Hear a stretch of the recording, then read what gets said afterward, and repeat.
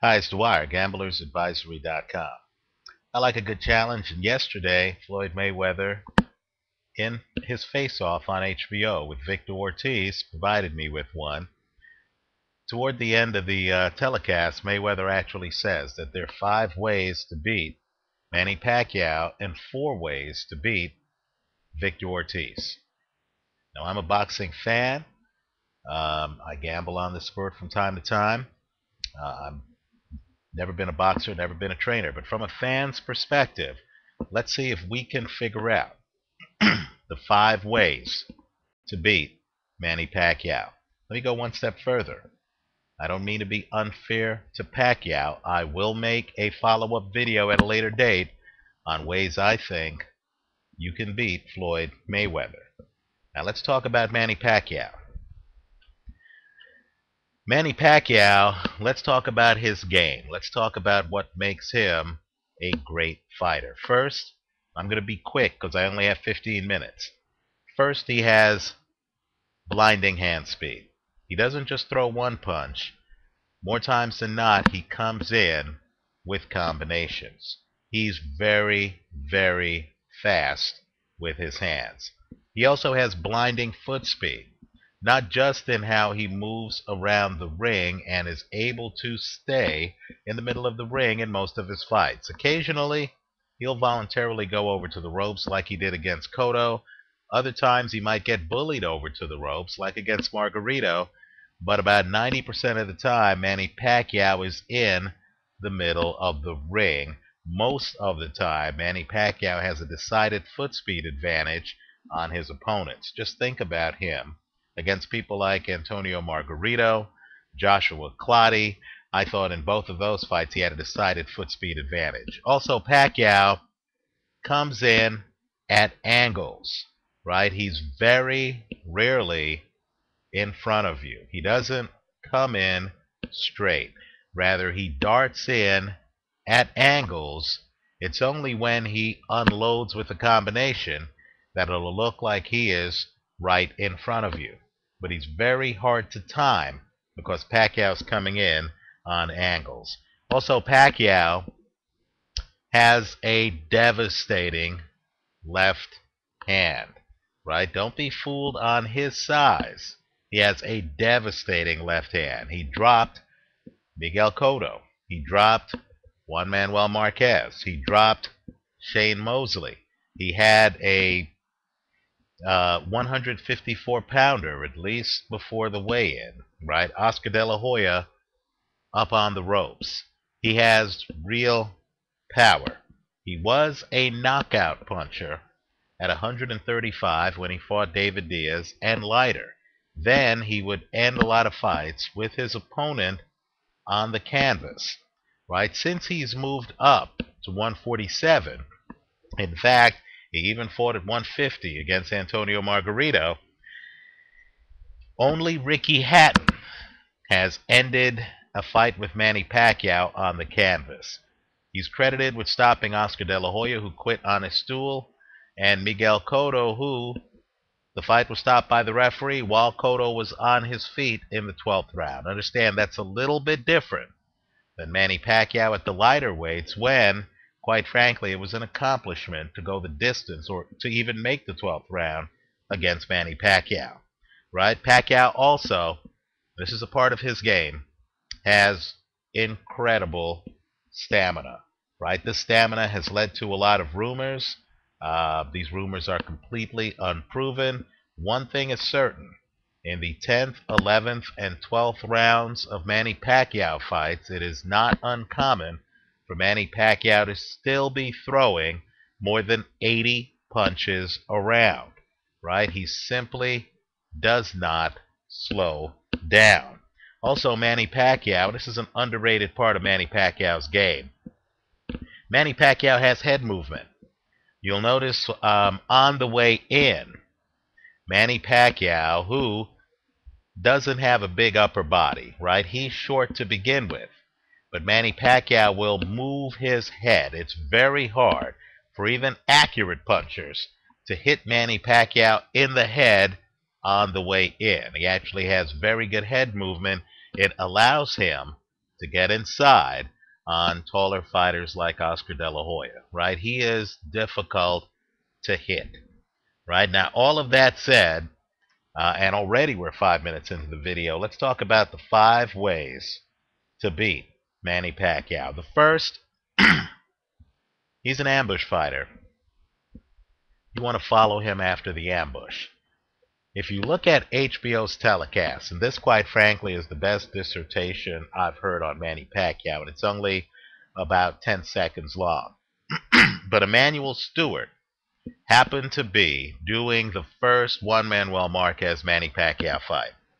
And with about 1 minute and 20 seconds left in the 9th round, Emmanuel Stewart pointed out that Manny Pacquiao is not an effective counterpuncher backing up. That if you could weather the storm when Manny Pacquiao comes in, Manny Pacquiao backing up is vulnerable.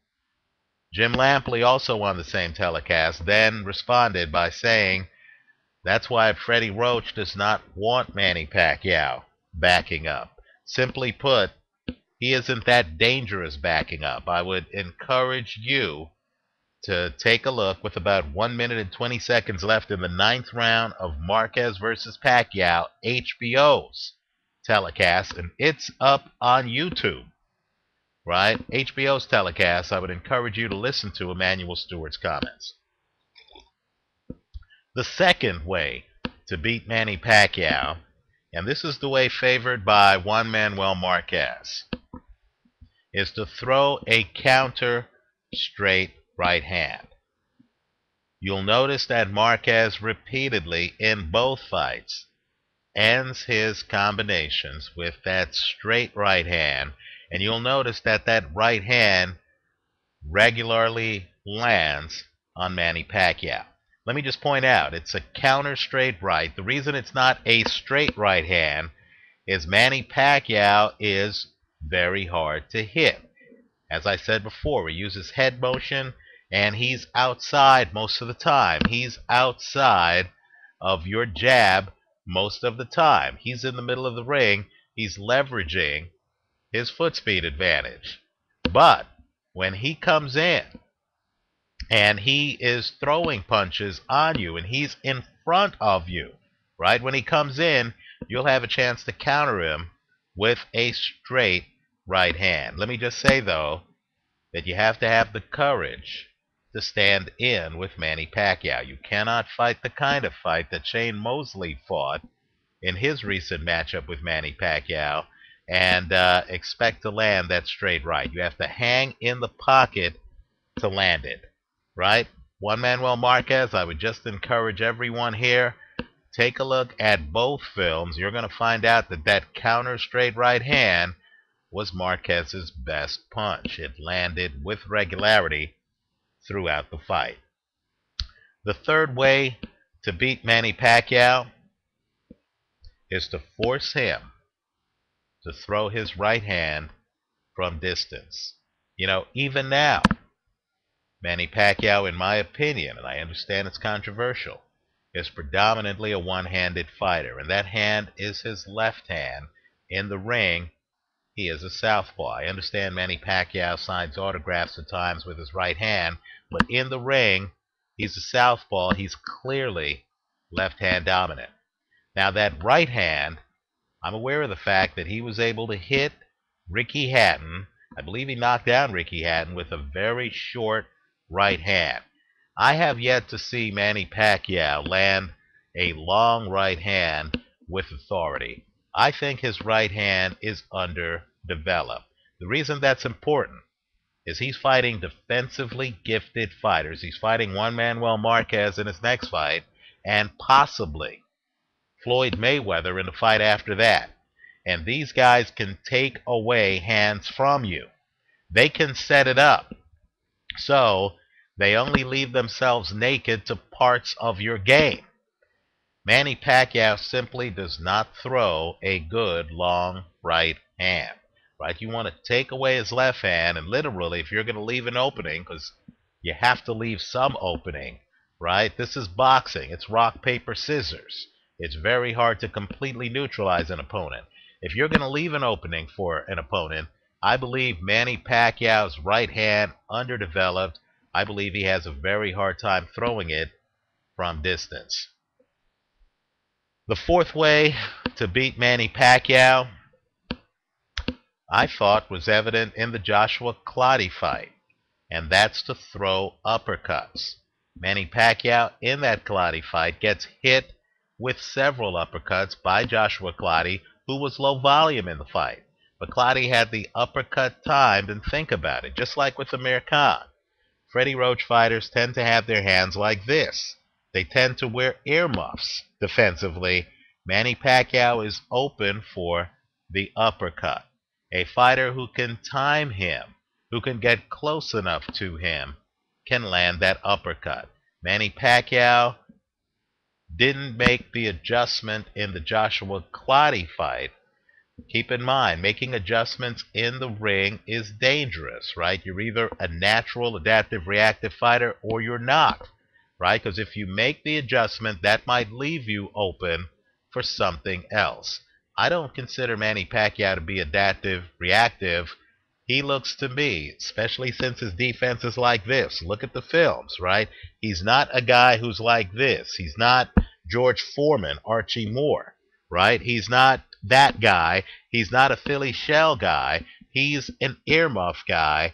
That means, like Arthur Abraham too, like Amir Khan, he's vulnerable to uppercuts. I think that's a punch that an opponent could exploit. Let's talk about the fifth and final way to beat Manny Pacquiao, and that is to smother his left. Right? Manny Pacquiao needs space to generate power to throw that left hand. Right? He's not that good generating huge power up close. If you look at the Antonio Margarito fight, Manny Pacquiao, don't believe me, believe Manny Pacquiao. Manny Pacquiao, in an interview after the fight, admitted that Antonio Margarito hurt him when he was up on the ropes. I don't think Manny Pacquiao is a gifted inside fighter. I think Manny Pacquiao needs space to generate leverage to get power on that left. I think if you smother his left hand and force him to fight inside, right, like Andre Ward did against Alan Green, like Bernard Hopkins did against Felix Trinidad, if you smother his dominant hand, if you smother that left hand, I think Manny Pacquiao, who needs space to throw it, has problems, right? You have to get Manny Pacquiao up on the ropes. You have to know what to do. You have to have the skill set. Now, let me just say this. Everything I've said here is easier said than done. It's almost impossible, right? Follow him after the ambush. Understand that most boxers don't have the foot speed to follow Manny Pacquiao after the ambush. Juan Manuel Marquez, who's given Pacquiao probably his most competitive fights, in my opinion, doesn't have the foot speed to follow him after the ambush. Let me also point out my second point. Throw a counter straight right. To do that, you have to be defensively gifted enough to survive Pacquiao's initial onslaught. In other words, you have to be fighting Pacquiao. You can't be running from him. And you have to be able to land counters on Manny Pacquiao. Shane Mosley was not able to, right? Again, that requires big-time skill. Also, forcing him to throw his right hand from distance, that means you have to be able to neutralize his left hand. That's awfully hard to do, right?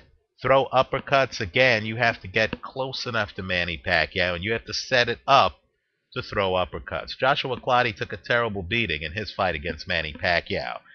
Just to land the uppercuts that he landed. You have to be skilled. And, of course, force him to fight inside. There are many fighters out there who simply can't fight inside themselves. You have to have an inside game to be able to pull it off. Let me know what you think. I will make a Floyd Mayweather video pointing out my thoughts on how to beat Floyd. Let me know what you think about these thoughts. Leave your comments for me here on YouTube. Visit me at gamblersadvisory.com and predictboxing.com.